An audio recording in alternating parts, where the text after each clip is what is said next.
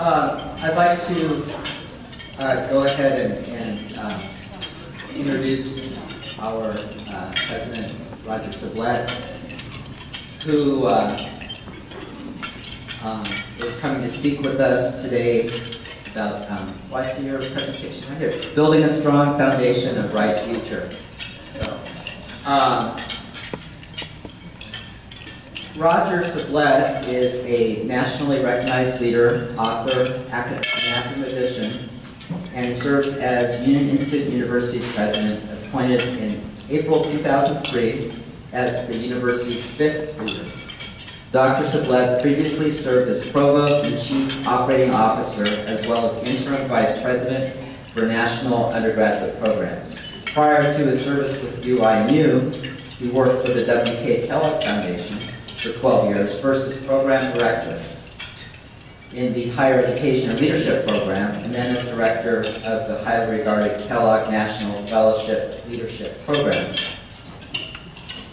Dr. Sublette also served as the executive vice president for the Association for Continuing Higher Education and president of the Coalition for Adult Education Organizations. He was associate vice president for academic affairs at the University of Evansville, dean of the College of Graduate and Continuing Studies, and director for special programs in the College of Alternative Programs. He earned his BSE and MA degrees from the University of Arkansas, and his PhD in American History from Tulane University. Dr. Sublette has devoted time and expertise to numerous committees and boards, including the American Association for Higher Education, the Association for Continuing Higher Education, Ethics Committee, the Coalition for Adult Education Organization, and ACE, Association for Continuing Higher Education, where he is past chair of the Commission on Lifelong Learning. He also serves on the President's Forum to encourage understanding across agencies and institutions on online learning initiatives. He's founding member of the Transparency by Design, a coalition of university presidents organized to promote new standards of accountability in higher education. He serves in leadership positions on the boards of Hospice Cincinnati, OmniMed, University of Arkansas Alumni Association, and the International Leadership Association. He was a senior fellow in the James McGregor Burns Academy of Leadership and a senior scholar at the Center for Ethical Leadership in Seattle. He's a frequent speaker, convener, and leader in areas of adult and continuing education, and has authored, co-authored, or edited 4 books on the operation and lessons learned through the Kellogg Foundation, including Leading from the Heart. So, although Dr. Sublette's responsibilities cut across every aspect, every initiative in the program, I know that he has a very special place in his heart for the PhD program, strong supporter of our program. In fact, this luncheon wasn't initially in our schedule, but he stepped forward and really wanted to spend some time with us and talk to all of us. So it's my pleasure to welcome Roger Sublette.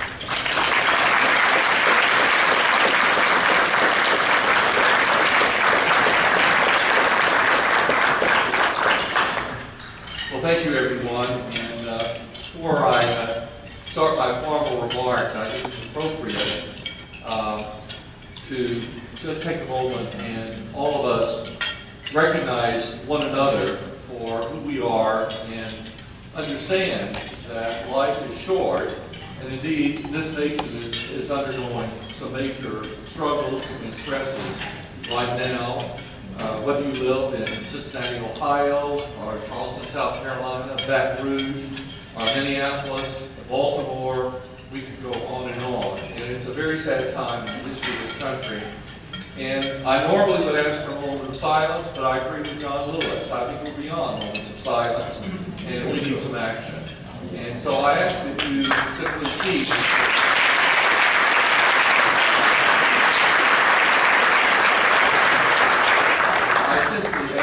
keep the victims of violence in your hearts, your minds, thoughts, and prayers, as well as the families of those individuals.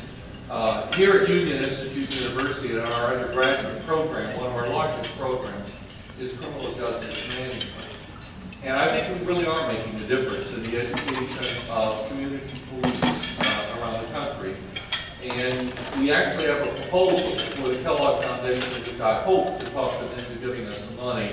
And the title is Community Policing, Rebuilding the Trust. So I wanted you to know that your university is saddened, deeply saddened by the ongoing violence in not only this nation, but around the world. I'm a part of the board, as Michael mentioned, of the International Leadership Association. We had a meeting yesterday in 2017.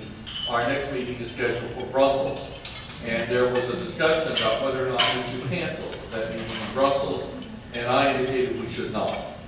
We should have that meeting in Brussels not only to support the people of Brussels, but also to not back down in the face of terrorism.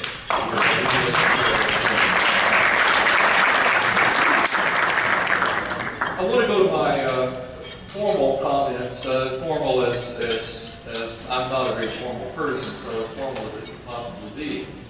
But I told Stuart Burns earlier that my comments maybe appear to be like a speech. Somebody once described a speech that Warren Harding delivered as a noun wandering across the landscape of the English language looking for a verb. So I apologize for that because I've got several topics I'm covering in my comments, and actually I think some of them are very appropriate for the kind of issues we're dealing with in this country now. But it's great for me, it's a great opportunity for me and the faculty and the administrative staff of Union to be with you this afternoon, to welcome many of you back to Cincinnati. And for those of you who are new to Union, let me provide a very warm welcome to you and express our appreciation to each of you for your confidence in Union as a provider of your doctoral education. For returning students, it's good to see familiar faces, and welcome back. It is an honor to speak with all of you this afternoon, students and faculty alike, and have an opportunity to bring us together and recall what unites us in Union Institute University. Union is one of the most remarkable institutions of higher education in the United States. This year we are celebrating our 52nd anniversary of service to adult students. Our more than 15,000 esteemed graduates include thousands of distinguished faculty members across the country, the former two-term Prime Minister of Jamaica, a longtime member of Congress, 24 college and university presidents who have served more than 30 different institutions of higher education, as well as countless social workers, award-winning authors, distinguished nonprofit administrators, and executive directors of nonprofit organizations, ministers, entrepreneurs, business executives, and philanthropists, just to name a few. I'm sure that each of you will come to know and realize the talent that's present in this room this afternoon, both in your fellow students and in your faculty. All of us are delighted that you have chosen Union as your university, and we're delighted that you have also chosen to share your talents with your colleagues, both your students, faculty, and administrators here at Union. So as we welcome you, it is much more than just a welcome to a structure or to an institution. It is a welcome to a shared vision, focusing on purpose, engagement, development, growth, service, and stewardship. It is not just an education that we are offering to you. We are offering you truly a transformative experience to change your lives through service to others. Here at Union, you will make friends with whom you will remain connected throughout your life. The Union connection will become an even stronger bond as you graduate through your chosen program and pursue your individual dreams. In addition to the cohort that you've already joined, remember the 15,000 graduates that Union have graduated prior, and they have very distinguished careers and have devoted their lives to improve the lives of others. That is the Union difference. We are engaged, we are enlightened and empowered, and we have the passion to make a difference in the lives of others. A number of trustees and administrators have been talking about creating a culture of giving at Union. And believe it or not, the discussion is not just about money. As I think about a culture of giving at Union, three powerful forces appear to be at work within this university and in the minds of our donors and our graduates. The first is appreciation. What I mean by appreciation is the value of the education received greatly exceeds the price of tuition. Is that, in fact, the case at Union Institute, and do our graduates acknowledge that added value? I believe so. I understand that today, many of us finish our educational journeys with an advanced degree, but also with a burden of debt. That is true whether you attend Union or another institution, unless an individual is fortunate enough to have sufficient financial resources to pay for their education personally. Few of us find ourselves in that category. I certainly did not, and I've worked hard for many years to pay off my financial obligations for my own education. However, the value of that education and the advantages provided to me over the years for career advancement and personal professional happiness made that investment, which I made in myself, worthwhile. I believe you will find that to be true as well in your life, in your career. The focus should be on the investment you are making in your future and your happiness. Don't spend time focusing on the indebtedness. That is a negative road that you do not need to travel. What you need to know is that Union invests more than $2 billion in direct scholarships for our students, about 10% of our total operating budget. That is in addition to the thousands of funded and named scholarships offered yearly. And we'll meet some of the scholarship recipients in this room later in today's program. I mention this because most of our students are probably not aware that Union is walking with each of you, shoulder to shoulder, as you complete your educational journey. Thus, I talk about appreciation as an important component of your experience. Be appreciative of the opportunities Union is providing to each of you, just as we are appreciative of all that you bring to this university. The second course of work is affiliation, staying connected with the institution and your colleagues after graduation. A commitment to give consistently over a lifetime of your talents as well as your financial resources. There are many ways to stay connected and to continue to be involved with your university. I've already mentioned the bonds that you are making with your fellow students and faculty and administrators. Keep in touch with them and keep in touch with all of us. Then make sure that you do the very best job you can in any position you hold. Tell the remarkable story of this university and expound on its rich history and its legacy, as well as recognize its impact on the higher education community over the last 5 decades. You are graduating from one of the most unique institutions of higher education in the country, and I don't say that lightly. It is easy for those of us who don't know to take cheap shots at a university that dares to be different from the traditional model of higher education. Unfortunately, higher education is often one of the most conservative sectors in American life. For example, take a look at the credit hour unit, which is a holdover from the early 20th century, as well as the academic calendar that was designed to accommodate 19th century agrarian society where people needed time to cultivate and harvest crops. How many of you today are concerned about scheduling your time in order to cultivate and harvest crops? Yet higher education is holding on to a unit of measurement and a calendar, neither of which makes a good deal of sense in this country. Union, from its very beginning, existed on the fringe of higher education because of the vision of the original founders, that vision they had for this university and what it was designed to do. In fact, Union's first president, Dr. Sam Baskin, proudly stated, "We want to change the face of American higher education." And Union has had that kind of impact since 1964. We were the precursors of online and learner-centered education, designed before the technology existed, until the technology actually caught up with the vision of the founders.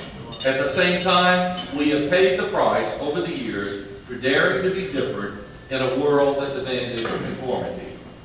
Since first hearing about Union Institute University many years ago, I have been very impressed with the Union legacy. And as one of our graduates, Dr. Ben Justison, revealed in his recent book, titled Union Institute and University at 50, Leaders Realizing a Dream. He chronicled over the 50-year history of the institution, looking at Union's leaders, both presidents and faculty, and all of us in this institution have taken different roads at times, and it's taken a great deal of courage. And I would say that throughout the history, we have taken detours necessitated by the changing climates of regulatory agencies, and we have navigated successfully some very difficult white water, particularly in the last 15 years.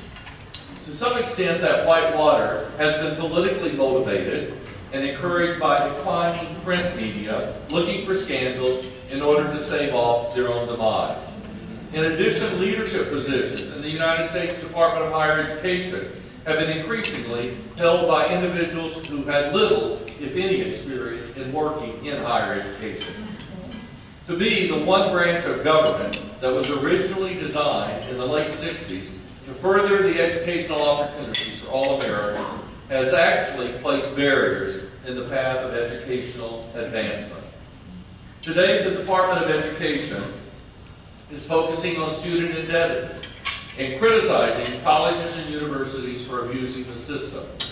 While I fully understand that there have been abuse of the student loan program, particularly in the for-profit sector, most institutions have been good stewards of loan programs and have been actively engaged in counseling students about the amount of money borrowed and urged restraint. What is often not reported is that the federal government actually last year earned $66 billion in interest in 2014 on the $1 trillion owed by students borrowed in 2007 and 2012. It is one of the few programs that actually has generated income for the federal government. At the same time that the Department of Education is critical of higher education, the high cost of tuition and high default rates, it is taking in billions of dollars in interest. There's something a bit critical to me about that.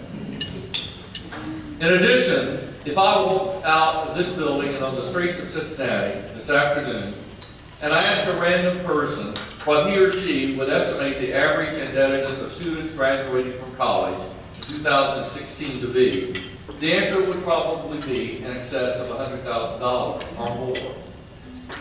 That is what the media has reported over and over and over again. In reality, the average indebtedness for students graduating from private institutions is less than $30,000. That is less than most of us pay for a new car. Please know that I am not discounting the significance of student debt, nor of the mounting problem. I'm only pointing out that your student loans and my student loans should be regarded as an investment in your future and your effort to fulfill your potential. And the indebtedness is not as excessive as the media reports. There are two ways to look at this issue. It is a positive investment in you, or it is a burden that will plague you for the rest of your lives. I chose many years ago to view it as an investment, and I hope you will as well. I hope you will want to remain connected to this university and remain affiliated, because we do care about you. Your faculty care about you, and your administrators care about you. The Board of Trustees cares about you, and they care about the vision and the mission of this university. And we talk about it almost at every one of our board meetings. The third part, or force, that I've at least identified is action. An awareness that education received leads to action. And to me, in this university, that means making a difference in the lives of others. Here at Union, that means appreciating the value of education that is dedicated to empower an individual to both pursue and to have a satisfying life and a career focusing on a mission of service and social responsibility or social justice. Trust me, as I am approaching the twilight of my higher education career, many of you are just beginning yours. I can tell you that the greatest satisfaction you will get from your career will be the realization that you are making a difference in the lives of others. Recognize the impact that you are making each day as you continue your life's journey. Don't wait to get that recognition at your funeral when it's too late for you to enjoy the contributions you have been able to make. David McNally, in his book, Even Eagles Need a Push, Learning to Soar in a Changing World, suggests that there are 3 questions that we should be asking ourselves every day. 1, why am I here?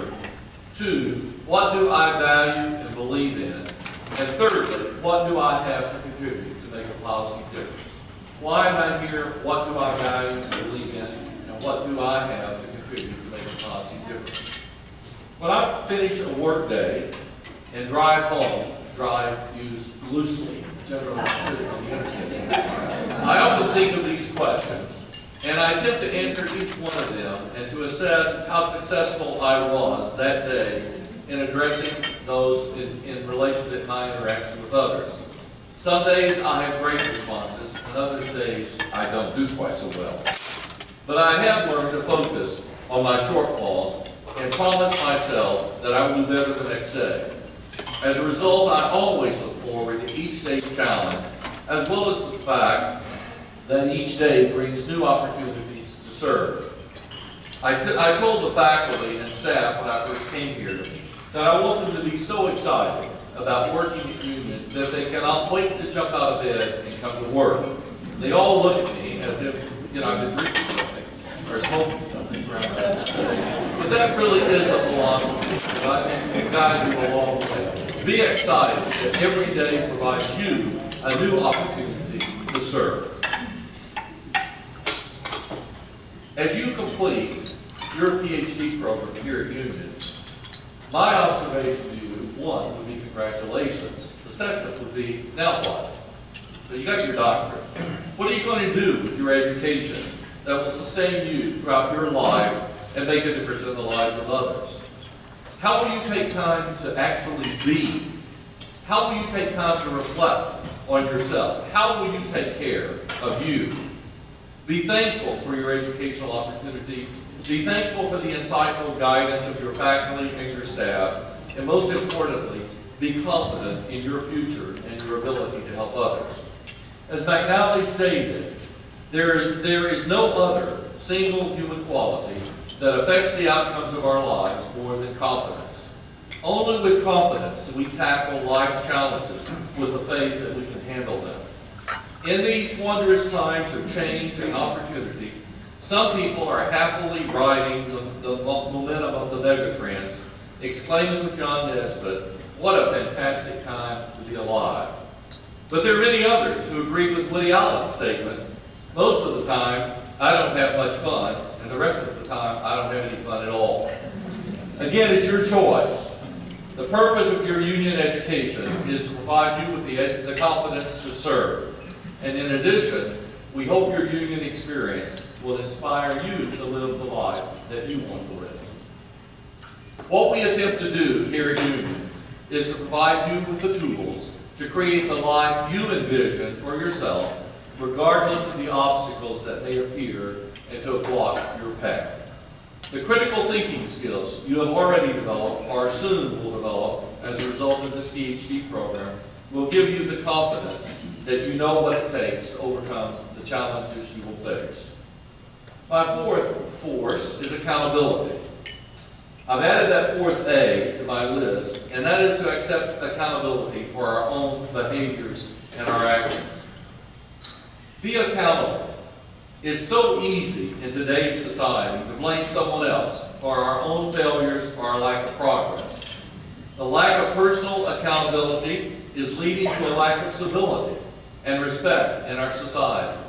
In 2002, P.M. Forney wrote a book titled Choosing Civility, the 25 Rules of Considerate Conduct.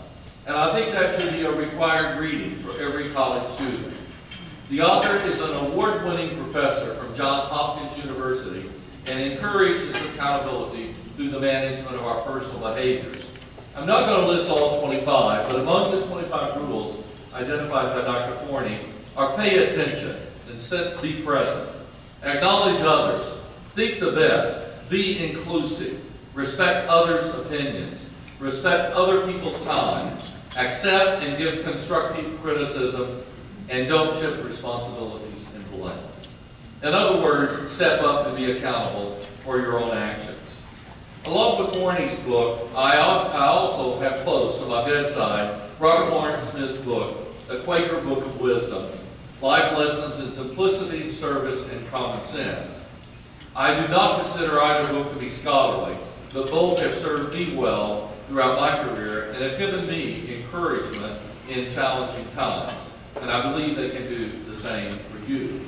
I have to confess, I'm not a Quaker, but after reading Smith's book on Quakerism, I once said I didn't realize I had that much Quakerism in me, and one of my colleagues, talking about constructive criticism, said, "Not silence, Roger," and that felt me through. But I encourage each of you to have the courage and develop the confidence to take on all challenges, folks, because you will be, or you are, a union graduate. You have a deep respect for and a commitment to the individual integrity of every person. To have less than that means that you're not a real union graduate. As I reflect on my years at Union, I have been impressed with the courage of the faculty and the staff to make very difficult decisions and to embrace changes in academic programs to enhance the quality of the educational experiences for our students, even if some of those changes were quite painful. Coupled with the personal touch of our faculty, the focus on quality is a guiding mark of Union's educational efforts.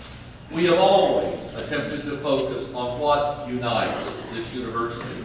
We have emphasized individual, student-centered processes, as well as Union's contribution to new learning.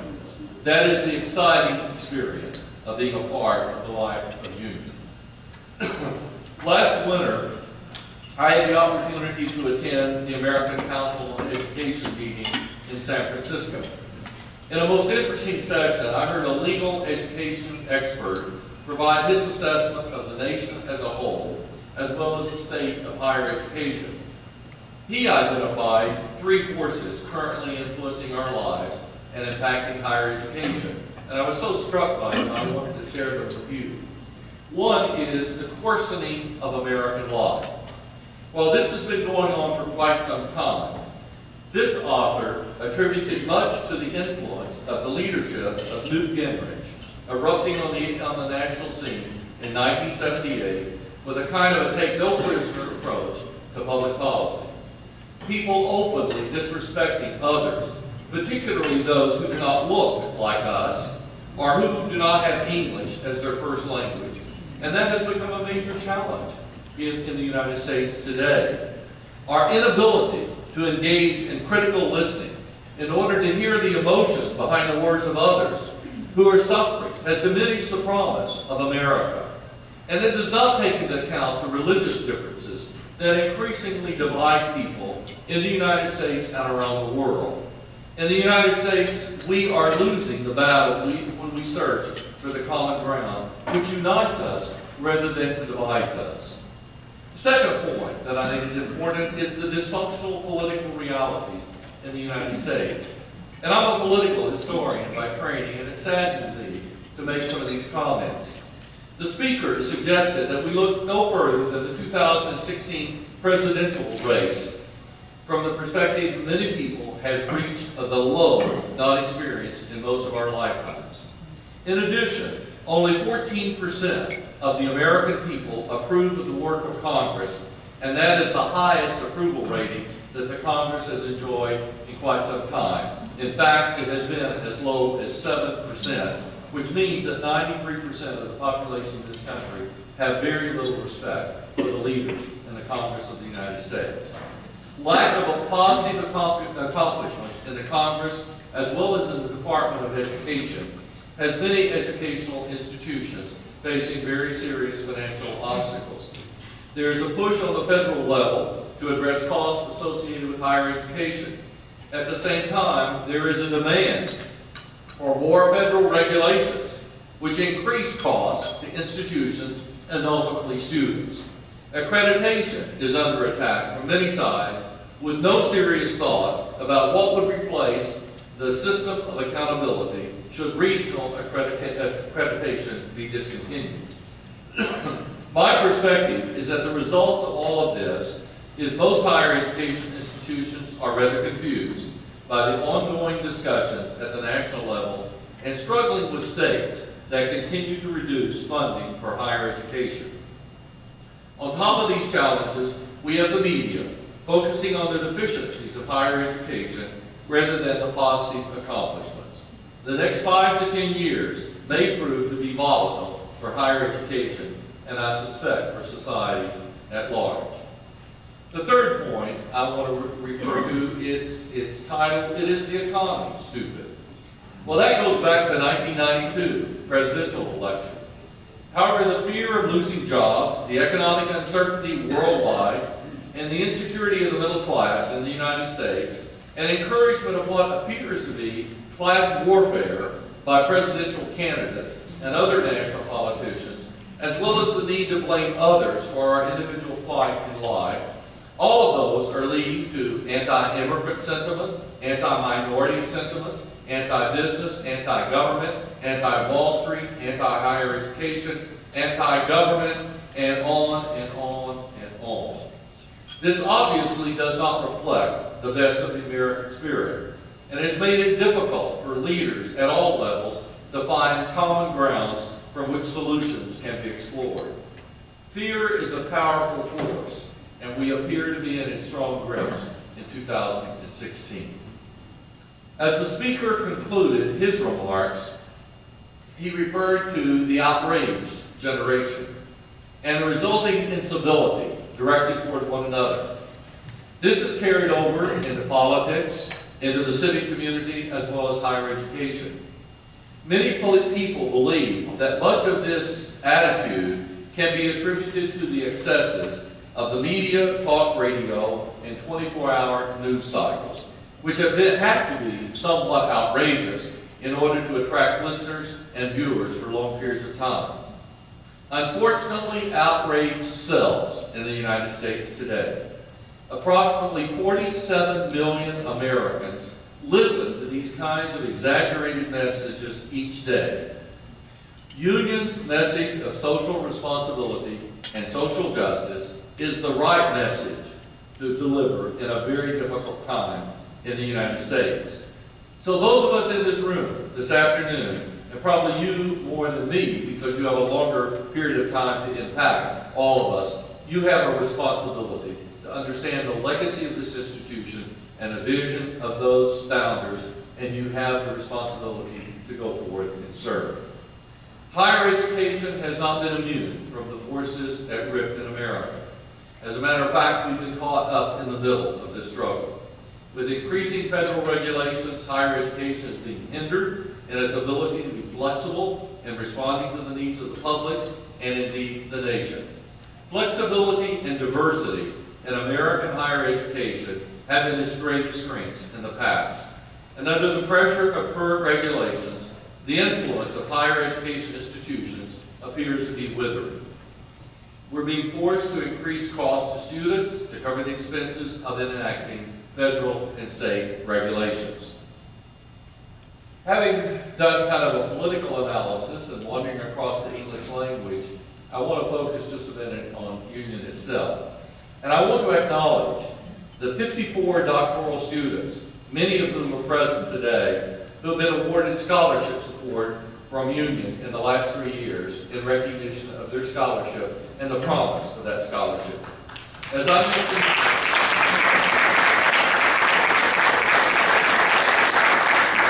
I mentioned earlier, Union spends about $2 million a year in scholarship support right out of our operating budget.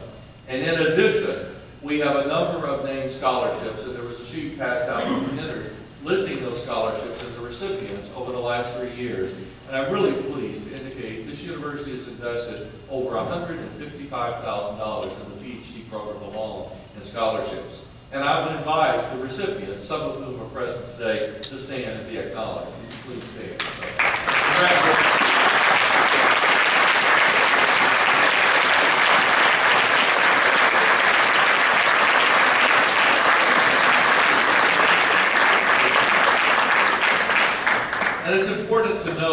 that the awards process adopted by the scholarship committee, made up of faculty appointed by Dr. Soto, is rigorous and competitive. And those who receive funds, particularly the Eugene Ruhlman Fellowship Program, are to be commended for their scholarship and their ongoing efforts. And it is an honor to celebrate with these scholars today. And congratulations to Dr. Soto for his leadership in creating the scholarship committee.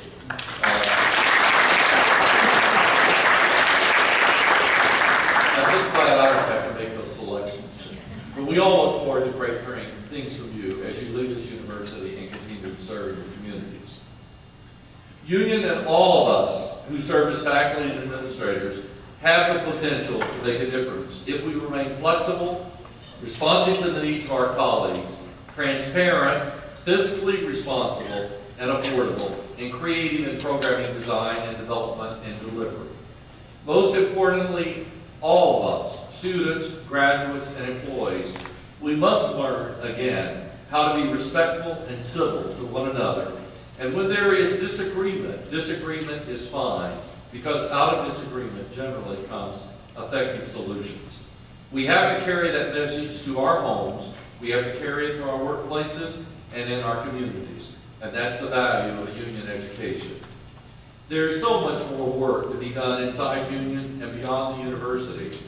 And certainly I welcome you as partners in our pursuit of a much more civil, inclusive, loving environment that characterizes a civilized society. That is an integral part of the vision of Union from its inception in 1964. And I think perhaps Franklin Roosevelt summed it up best when he stated, "We look forward to a world founded upon 4 essential human freedoms. First is the freedom of speech and expression everywhere in the world. The second is freedom of every person to worship God in his or her own way everywhere in the world. The third is freedom from want, which translated would mean, in world terms, means economic equity, understanding what will secure our lives and what will secure a nation in a healthy peacetime for all of its citizens, not just a few, but everywhere in the world and everyone. The fourth is freedom from fear, which translated into world terms means a worldwide reduction of armaments to such a point and in such a thorough fashion that no nation will be in a position to commit an act of physical aggression against a neighbor anywhere in the world." Folks, that speech was delivered to the Congress of the United States on January the 6th, 1941. That was 75 years ago. And that message from President Roosevelt rings as true today as it did in 1941.